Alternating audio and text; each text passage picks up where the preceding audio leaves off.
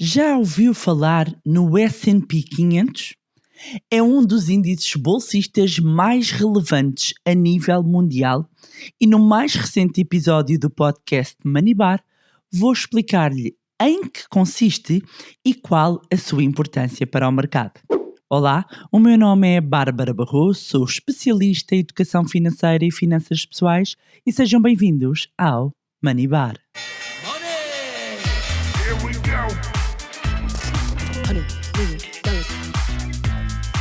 The dollar is our god. Olá, meus amigos, como é que vocês estão? Espero que estejam todos bem e de boa saúde. E hoje vamos falar do S&P 500, algo que uns já podem até saber o que é, outros ouviram falar, mas não sabem muito bem do que se trata, e claramente haverá muitas pessoas que não fazem a mais pálida ideia do que eu estou a falar. Este é um índice muito relevante e neste episódio vou não só explicar em que é que consiste, mas também o seu impacto. Portanto, se está aqui para entender um pouco de investimentos e afinal o que é isto do S&P 500, stay tuned e não saia do seu lugar. Muito importante, antes que me esqueça, meus amigos, estamos a preparar tantas novidades que eu estou aqui quase a contorcer-me para vos contar, mas ainda não posso dizer. E acreditem que vai ser simplesmente incrível, épico mesmo, aquilo que eu tenho para partilhar. Se querem receber a informação em primeira mão, subscrevam a nossa newsletter e podem encontrar o link para a subscrição da nossa newsletter na descrição deste episódio ou também no nosso site em moneylab.pt. Mal entram no site, veem logo e podem então subscrever. Ora bem, vamos lá entender afinal o que é isto do S&P 500. O S&P 500, S-I comercial P500, conhecido formalmente como Standard & Poor's 500, é um índice que engloba as 500 empresas de maior capitalização cotadas na Bolsa norte-americana. Foi criado, tal como o conhecemos, com as 500 empresas, em 1957, com o objetivo, digamos que, representar aqui a performance da economia norte-americana ao longo do tempo. Atualmente, este índice é considerado o maior índice do mundo e a grande referência no mercado acionista, sendo amplamente utilizado como benchmark ou a referência para medir quase como assim a saúde do próprio mercado acionista norte-americano e é também então uma referência para a avaliação do desempenho da economia norte-americana. Daí que tantas vezes se ouça falar neste índice e mesmo nas notícias financeiras haja sempre esta preocupação de olhar para este desempenho, para o desempenho deste índice. E o desempenho do S&P 500 depende diretamente dos resultados das empresas que o compõem. Assim, se elas crescem, a tendência é que a cotação do índice também cresça e também suba. Portanto, se as ações que compõem um índice sobem, ele irá subir. Se as ações que o compõem descem, o índice tenderá a descer. E este é um índice que é ponderado pela capitalização de mercado. Significa que as maiores empresas em termos de capitalização bolsista, ou seja, de valor de mercado, têm mais peso no índice do que as empresas de menor capitalização. Ao contrário de outros índices, como o Dow Jones, que é outro índice norte-americano que acompanha cerca de 30 empresas, o S&P 500 inclui um leque amplo de setores e empresas, o que tornam então quase como uma medida mais robusta e representativa então do mercado acionista norte-americano. E quando falamos em representatividade, é importante trazer este dado, é que o S&P 500 abrange cerca de 80% da capitalização total do mercado acionista norte-americano. E por isso faz com que seja um bom reflexo das condições e movimentações do maior mercado financeiro do mundo. E como então funciona o S&P 500? O S&P 500 é ponderado, como eu estava a dizer, pela capitalização de mercado. Isto significa que as empresas com maior capitalização têm um impacto proporcionalmente maior no desempenho do índice. Por exemplo, uma grande oscilação em ações como a Apple, como a Microsoft, pode influenciar a própria performance do índice S&P 500 de forma mais significativa do que uma empresa de menor dimensão. E o valor do índice é calculado ao somar então as capitalizações todas das empresas que a compõem e depois é ajustado aqui numa base e num divisor. Este divisor também é ajustado quando temos momentos de stock split, fusões, outras mudanças em termos das empresas, de forma a garantir que o índice continua a refletir com precisão o que se passa no mercado. Em termos de diversificação setorial, a composição do S&P 500 representa então a diversidade da economia dos Estados Unidos, porque estamos a falar de incluir setores como, por exemplo, tecnologia, saúde, finanças, energia, consumo. Estes são alguns dos setores que acabam por estar representados.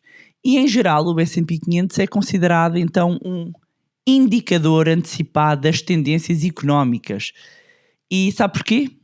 Porque o desempenho acaba por refletir as expectativas dos investidores em relação à economia dos Estados Unidos, o que acaba por influenciar as decisões de investimento a nível global.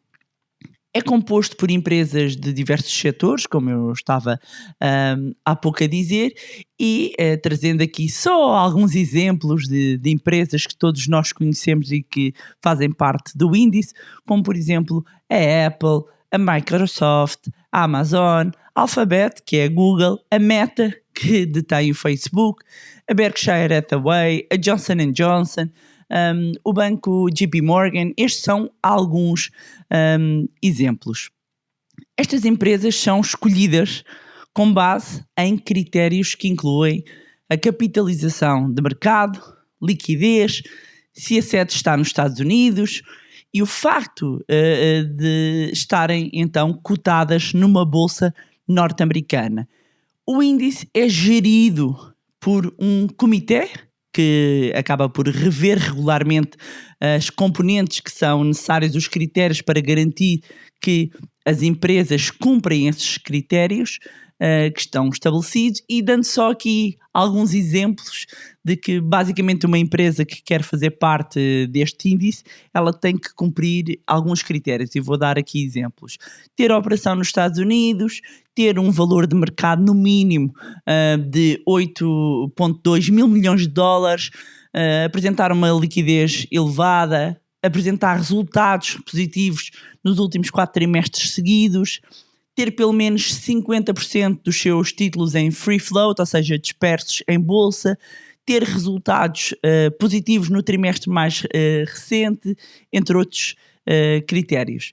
E este comitê avalia a composição do S&P 500 trimestralmente e faz os ajustes necessários. Com isto, algumas ações podem entrar, outras podem sair dos índices e os seus pesos, ou seja, a ponderação que têm, também acaba por estar sujeita a modificações. E qual é que é a importância, então, deste índice?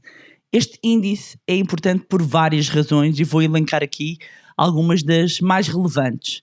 Primeiro, é visto como um barómetro da economia norte-americana. Como inclui empresas de quase todos os setores, o desempenho do índice é frequentemente visto como um reflexo do estado da economia dos Estados Unidos. E quando nós temos uma performance positiva, ou seja, quando vemos o S&P 500 a subir, isto normalmente significa que as empresas estão a prosperar e que há confiança no mercado. Quando assistimos a quedas do índice, pode ser um sinal aqui de incerteza ou de problemas económicos ou algum risco que os investidores estão a ver no horizonte. Depois, outro motivo pelo qual este índice é tão relevante tem a ver com o facto de ser uma referência para os investidores. Muitos dos fundos de investimento, dos planos de reforma, dos investidores individuais utilizam o S&P 500 como referência, como benchmark. E é muito comum ver os fundos de gestão ativa compararem o seu desempenho ao S&P 500 e haver aqui muitos fundos passivos, como os ETFs, que são diretamente baseados neste índice. Depois, outro fator relevante está relacionado com a diversificação.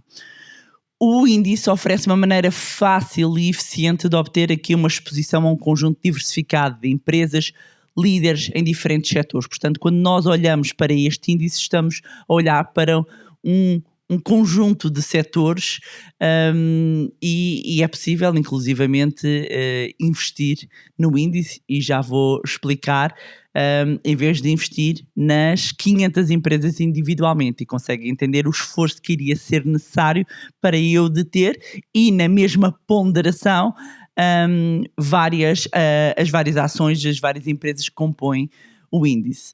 Depois há aqui a questão do desempenho a longo prazo, ou seja, ser olhado aqui como uma referência, sobretudo no desempenho a longo prazo.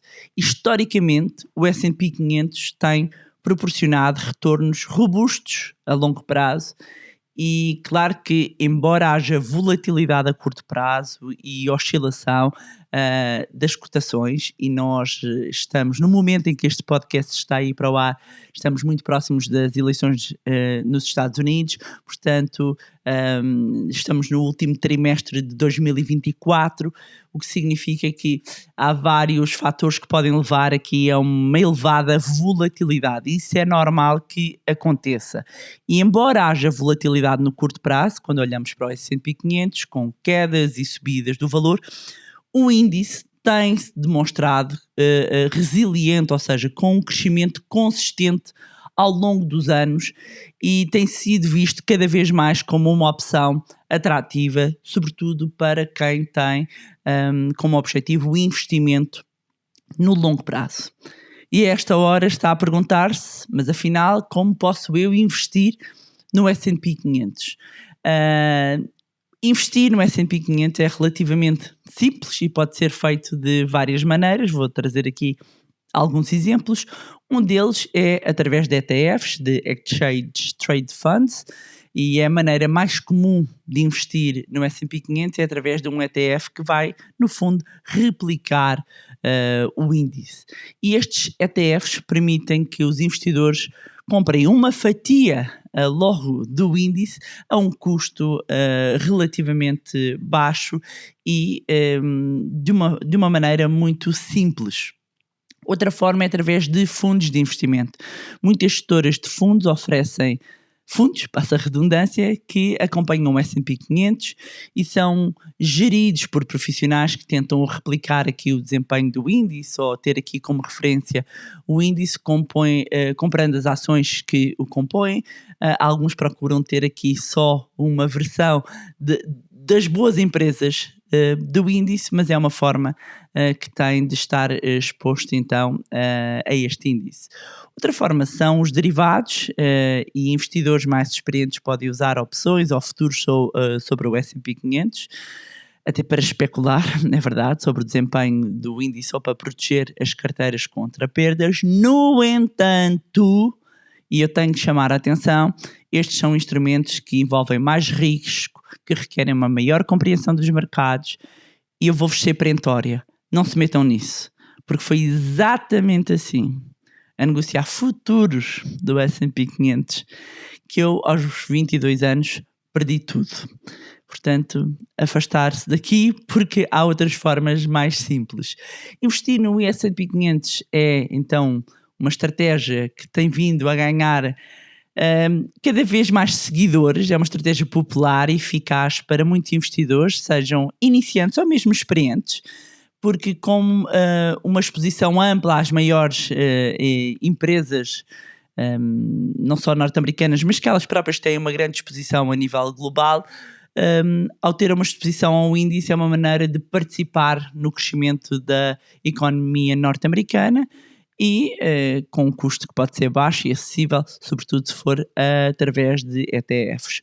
No entanto, como qualquer investimento em ações, porque no final do dia estamos a falar de ações, estamos a falar de um índice, mas que tem na sua composição ações, o S&P 500 também está sujeito a volatilidade, a oscilação, portanto não devemos ter aplicado dinheiro que vamos precisar para o dia de amanhã, sob pena de apanharmos como um 2022, uma correção forte dos mercados, uma queda dos mercados e precisarmos do dinheiro e termos menos dinheiro do que o colocamos, porque o desempenho pode variar de acordo com as condições económicas, de acordo com as condições do mercado e por isso é muito importante que os investidores alinhem as suas decisões com os seus objetivos financeiros, com a sua tolerância ao risco e é isso também que os nossos alunos do curso do Zero à Liberdade Financeira, a formação de finanças pessoais mais completa que alguma vez desenhámos, aprendem a fazê-lo para garantir que conseguem construir uma carteira, conseguem fazer os seus primeiros investimentos de forma segura, com uma estratégia sólida, adequada a si e às suas necessidades. E pronto, era isto que tinha para vos trazer em mais um magnífico episódio do podcast Money Bar. Já sabe, pode continuar a acompanhar-nos nas nossas redes sociais, Facebook, Instagram, LinkedIn, juntar-se também ao nosso grupo do Telegram. Mais uma vez, não se esqueça de subscrever o podcast através da plataforma que esteve a ouvir. E se gostou do conteúdo e acha que vai ser útil a outras pessoas, partilhe. Quanto a nós, encontramos no próximo Money Bar. Here we go. 100 million.